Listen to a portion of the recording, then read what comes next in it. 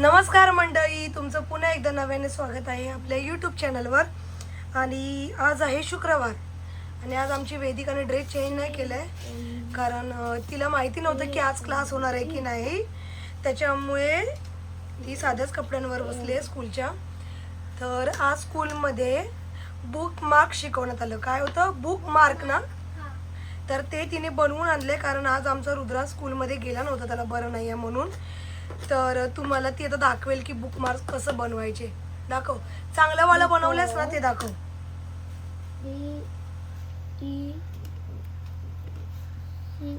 जवळ आण.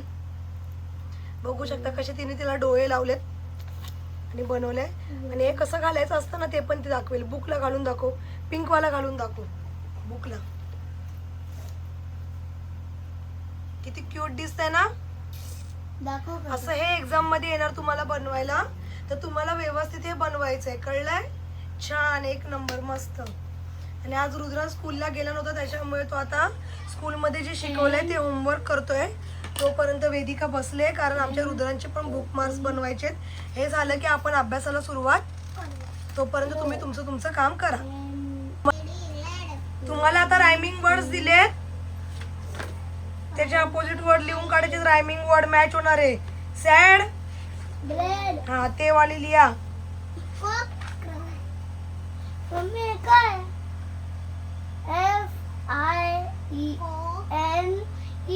फाईन, रॉकचं कसं झालंय आता चेक करून बघते किती स्पेलिंग बरोबर आहेत आणि किती चुकलेत. Sad, glad, red, red. झोपायला काय वापरतो?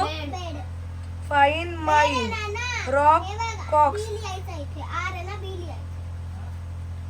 Rise, wise. स्मॉल बी येतं.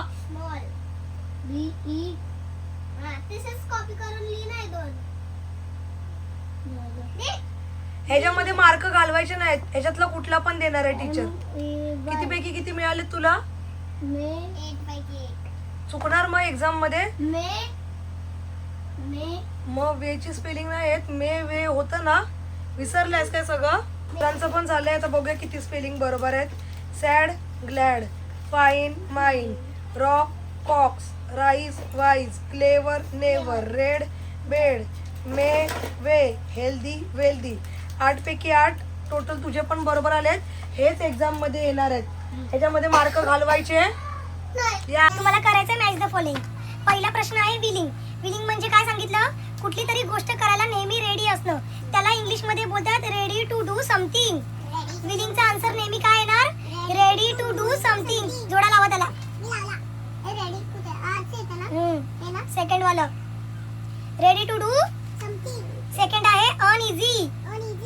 अनइझी म्हणजे मला कसं तरी वाटतंय. Not comfortable and worried. त्याला जोडी लागणार. लाव. And worried. Third please. Pleased. त्याला येणार हॅपी. लक्षात ठेवायचं. प्लीजचं काय येणार? प्लीजचं काय येणार? Fourth surprise. त्याचा येणार amazed. First number. Fifth number introduce. Introduce म्हणजे आपली माहिती एखाद्याला सांगणे, एखाद्याला इंट्रोड्यूस करणे. त्याचा येणार टोल्ड अदर्स अबाउट युअरसेल्फ. समजलं? विलिंगचं काय येणार नेहमी answer? Ready to do something. अनइझीचं येणार नॉट. प्लीजचं काय येणार? सरप्राईजचं अमेज. आणि इंट्रोड्यूसचं told others about. Who do you come back to school? I feel happy and excited when I come back to school. Second question. Pencil खाली, हाताची गाडी. Name the new things you brought on your first day of school. Name the new things you brought on your first day of school. Bag. असं starting करणार. आन्सरचं starting कसं करणार? I